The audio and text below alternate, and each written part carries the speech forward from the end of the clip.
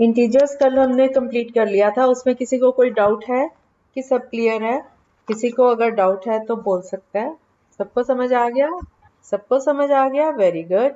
आज का हमारा टॉपिक है पेरीमीटर, परिमाप। सुना हुआ है ये क्या होता है पेरीमीटर?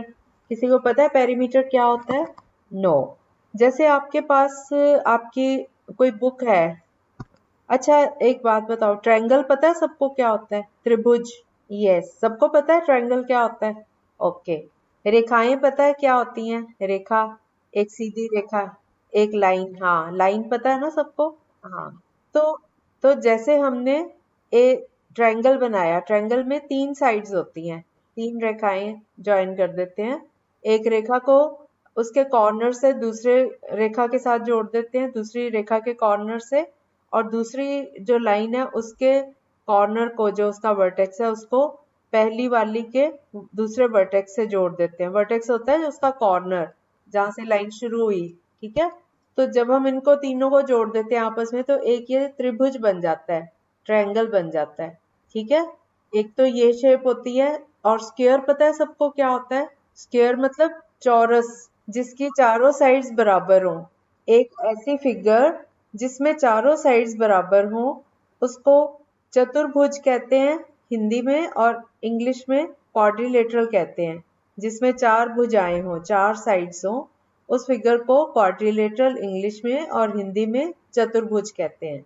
तो ये जो चौरस है, ये चतुर्भुज है क्वाड्रिलेटरल, ये कई तरह का हो सकता है।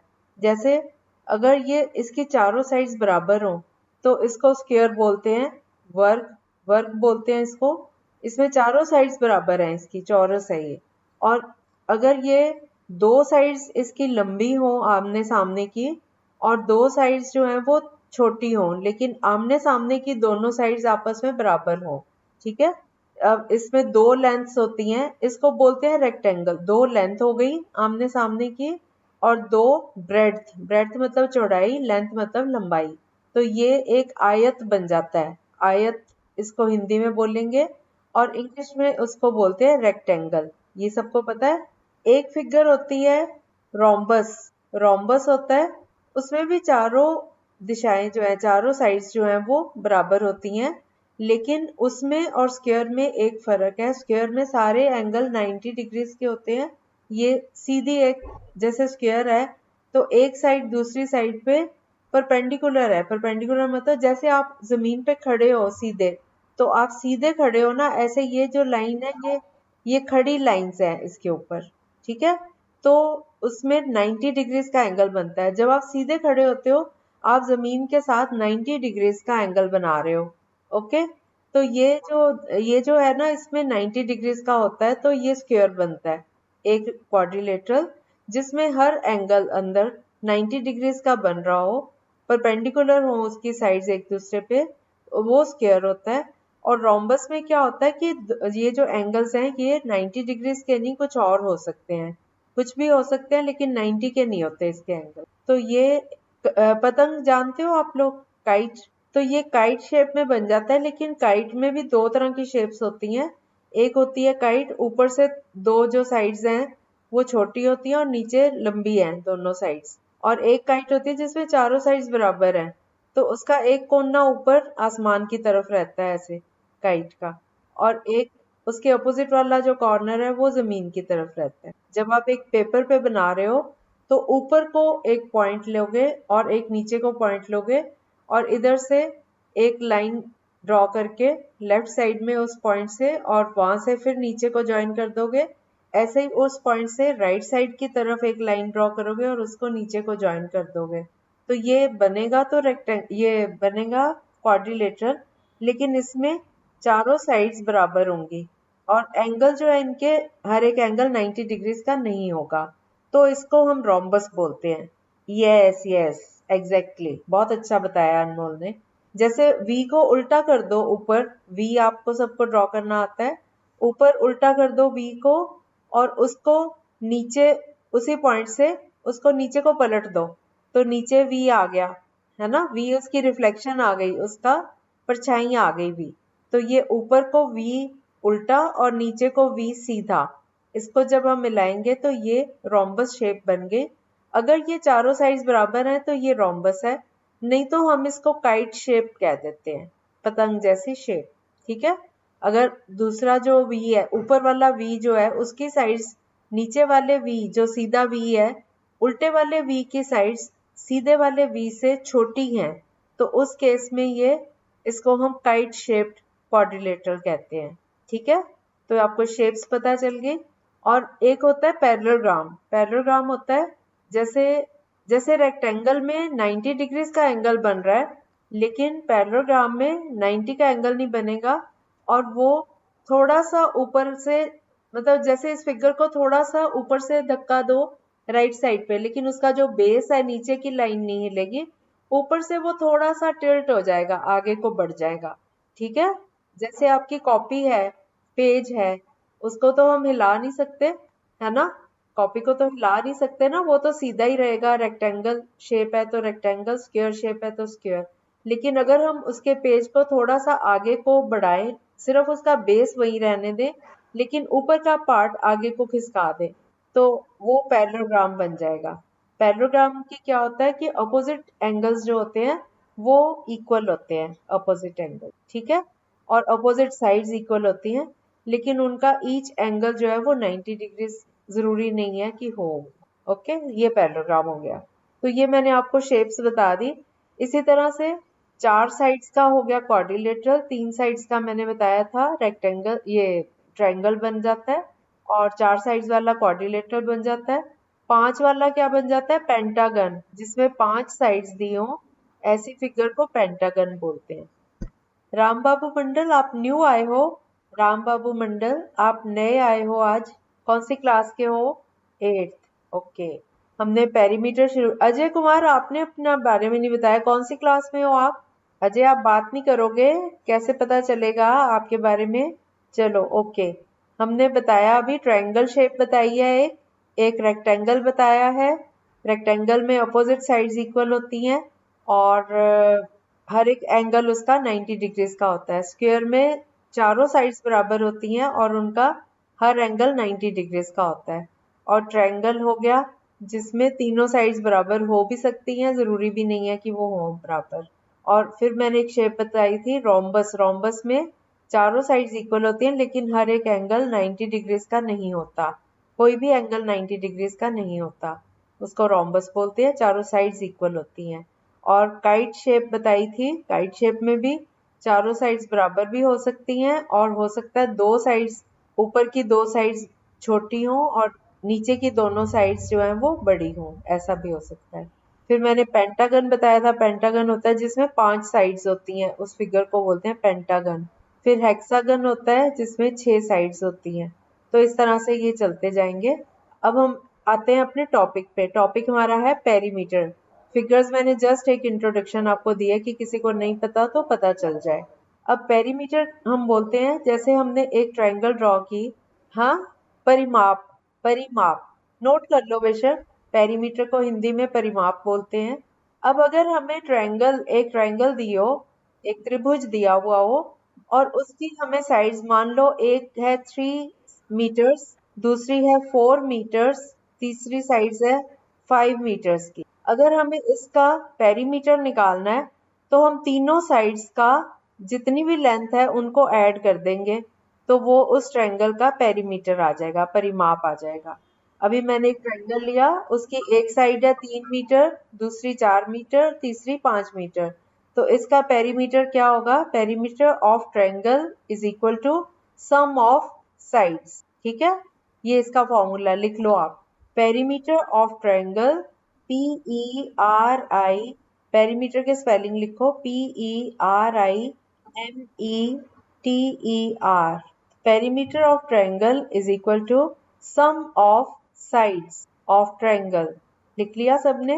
Perimeter of triangle is equal to sum of sides of triangle. ठीक है। तो अब हमारे पास साइड्स थी 3, 4 और 5 मीटर्स।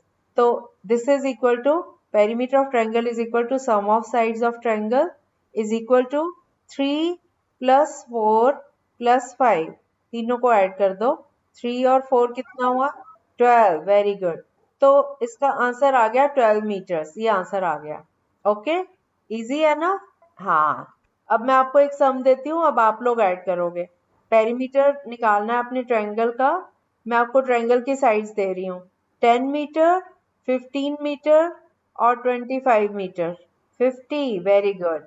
अब आप लो 125 मीटर, 125 मीटर एक साइड, दूसरी साइड 200 मीटर और तीसरी साइड 250 मीटर्स। सब बच्चे करेंगे, सब बच्चे करेंगे। 200 के बाद है 250। सब बच्चों को करने दो बेटा।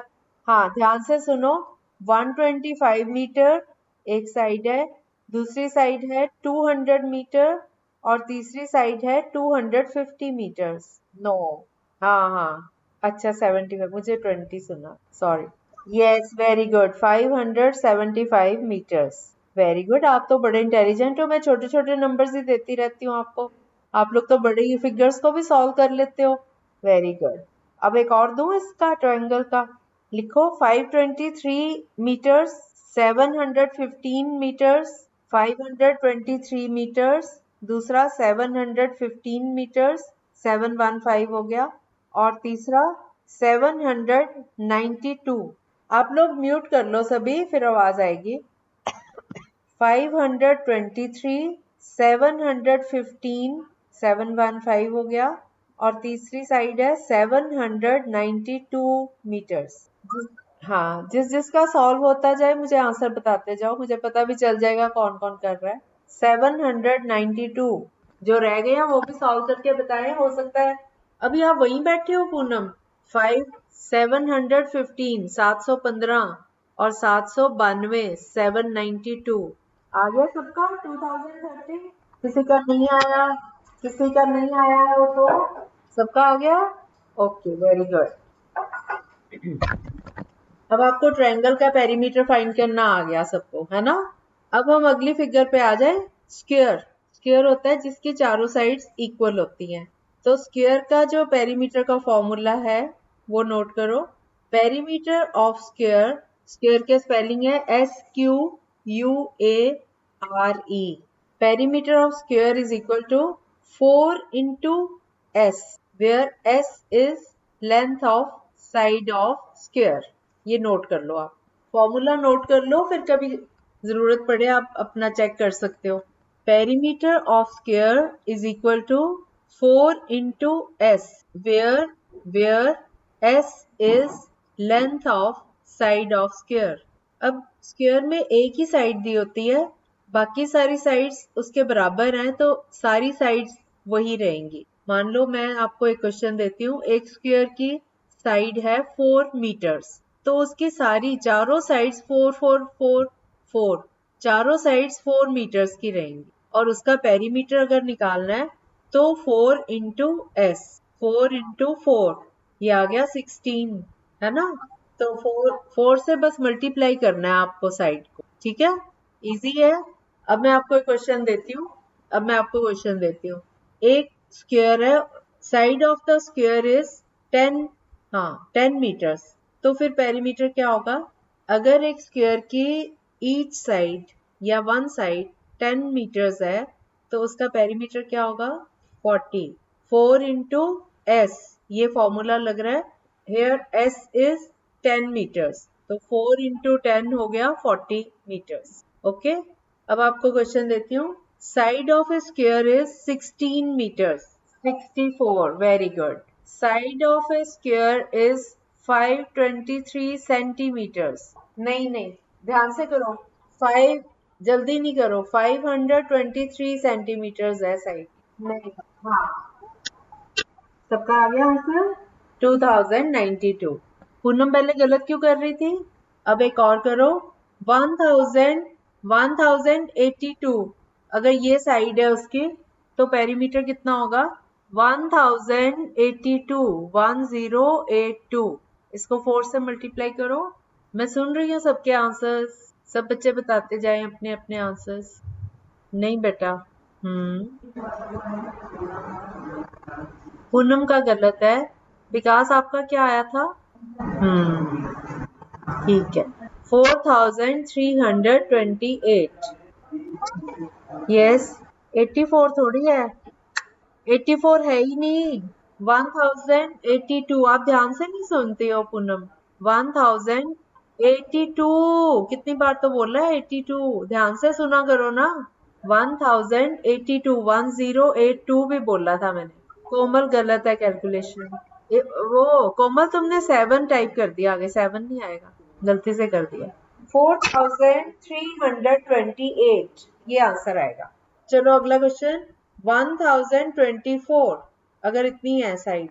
अनमोल बड़ी जल्दी कर लेता है भाई। Yes yes yes, very good. सबका आ गया 4096। और बेटा जो उसका यूनिट होता है ना, जैसे मैं अगर कह रही हूँ कि 1024 मीटर्स है, तो आपने आंसर में भी साथ में मीटर्स बोलना है कि 4096 मीटर्स। ये क्या किया कोमल कुमारी, आप टाइप नहीं ठीक कर रहे हो। आप क्या कर रहे हो कोमल?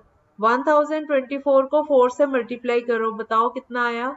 कोमल बोल के बता दो, टाइपिंग में आप मिस्टेक कर रहे हो। ठीक है विकास। कोमल आ गया आपका, आपकी वेट कर रही हूँ मैं। 1024 को 4 से गुना करना है। 1024, 1024 को 4 से मल्टीप्लाई करो। 4 को 4 से मल्टीप्लाई किया, 16 आया, 6 नीचे और 1 कैरी होगा। 2 4s आर 8, 8 और 1 9 आ गया, 6 से पहले 9 लिखोगे। फिर 0 इंटू 4 0 आ गया, और 1 इंटू 4 4 आ गया, तो ये आ गया 4096, 4096 मीटर्स। ठीक है, अब अगली फिगर पे आए, रेक्टेंगल पे। ये स्क्वायर का सबको पता चल गया। पेरीमीटर मतलब उसकी सारी साइड्स, जो भी फिगर दी हुई है उसकी जितनी भी साइड्स हैं उन सब की लेंथ को ऐड कर दो। उसका जो घेरा है, घेरा भी बोलते हैं इसको, परिमाप। हाँ, तो कोई भी फिगर हो, पेरीमीटर का मतलब ये होता है कि उसकी सारी साइड्स का जोड़, कितनी कितनी साइड्स हैं सबका जोड़। अगर आपको मान लो एक प्लॉट है, घर बनाते हैं प्लॉट लेते हैं ना, उसको अगर नापना है, मैं वैसे एग्जांपल ले लेती हूँ कि अगर हम एक लंबा, उसको नापने के लिए एक धागा रील ले लेते हैं, उससे उसको नापते हैं। धागा एक कॉर्नर में रील रख के, उसका धागा खोलते हुए उसकी चारों साइड्स घूम के आते हैं। ठीक है, तो जहां पे एंड होता है वहां पे धागा तोड़ देते हैं उस जगह से। तो उस धागे को अगर हम नापते हैं पूरा, तो वो उसका पेरीमीटर निकलेगा। सारी साइड्स का कितना उसका डिस्टेंस है, वो एक पेरीमीटर होगा। शेप चाहे जो भी हो, उसकी सारी साइड्स का सम कर दो तो आपको पेरीमीटर मिल जाता है। ठीक है, अब रेक्टेंगल शेप पे आते हैं। स्क्वायर कर लिया हमने, ट्रायंगल कर लिया, और अब हम आ रहे हैं रेक्टेंगल पे। रेक्टेंगल होता है जैसे कि आपकी नोटबुक है, उसकी क्या चारों साइड्स बराबर हैं? नो। तो दो दो साइड्स आमने सामने की, दो साइड्स लंबी हैं। हाँ, कई बार स्क्वायर भी होती है कॉपी, जैसे रजिस्टर। हाँ, मोबाइल, मोबाइल भी अच्छा एग्जांपल है। मोबाइल है जैसे आपका, मोबाइल तो सबके हाथ में होता है ना। मोबाइल, मोबाइल जो होता है वो रेक्टेंगल शेप में है। ठीक है, उसमें आप चेक करो, अपने हाथ लगा के देखो उसको। दो साइड्स उसकी लंबी हैं और दो साइड्स जो आमने सामने की है वो छोटी हैं। ऊपर की जो साइड होती है और नीचे की जो साइड है, ये दोनों दूसरी साइड से छोटी है ना। ये एक रेक्टेंगल शेप है, आयत है ये। ओके, इसमें दो लाइंस बराबर है ना, आमने सामने वाली लाइंस तो बराबर है ना। जो ऊपर की और नीचे की छोटी है वो आपस में बराबर है। जो साइड्स हैं उसकी, वो वाली दोनों आपस में बराबर है। तो रेक्टेंगल में दो लंबाइयां हैं और दो चौड़ाइयां हैं, है ना। Two lengths and two breadths. तो जब भी हमें रेक्टेंगल की मेजरमेंट दिया होता है तो हमें बताया जाता है कि लेंथ इतनी और ब्रेड्थ इतनी। अब लेंथ दो तरफ है ना। हाँ, अभी पूछती हूँ। दो लेंथ्स हैं आमने सामने और दो ब्रेड्थ्स हैं आमने सामने। चलो बताओ अनमोल। वेरी गुड, सब लोग नोट कर लो। Perimeter of rectangle is equal to 2 into, और ब्रैकेट में लिखना है L प्लस बी। ब्रैकेट को क्लोज कर दो। लिख लिया सबने formula? Perimeter of rectangle is equal to 2 into bracket में L प्लस बी, और उसके बाद ब्रैकेट क्लोज्ड। क्योंकि दो लेंथ्स हैं और दो ब्रेड्थ्स हैं, इसलिए दो को दोनों से मल्टीप्लाई कर रहा है, L से भी और B से भी। तो इसलिए L प्लस बी को हमने ब्रैकेट में रख लिया। ठीक है, अब अगर मैं कहूँ कि लेंथ जो है वो 10 मीटर्स है और ब्रेड्थ जो है वो 4 मीटर्स है, तो perimeter of rectangle will be 2 into bracket में एल, एल मतलब लेंथ, जो बड़ी वाली साइड है, एक 10 मीटर दिया है मैंने, एक 4 मीटर दिया है, तो जो बड़ी वाली साइड है 10 मीटर वो एल की जगह लिख लेंगे और ब्रेड्थ की जगह हम लिख लेंगे 4। तो ये हो गया 10 + 4 और उसके बाद ब्रैकेट क्लोज्ड। अब ब्रैकेट को पहले सॉल्व करते हैं। This is equal to 2 into bracket के अंदर 10 + 4 हो गया 14। अब 2 इंटू 14 कितना होता है 28। तो इसका आंसर आ गया 28 मीटर्स। अगर हम इनको वैसे ही ऐड करें चारों साइड्स को 10 + 4 + 10 + 4 तब भी यही आएगा 28। लेकिन क्योंकि 10 भी 2 बार लिया 4 भी 2 बार लिया तो हम ये फॉर्मूला यूज कर लेते हैं 2 इंटू एल प्लस बी। ये समझ आ गया सबको? सभी को क्लियर है रेक्टेंगल का फॉर्मूला?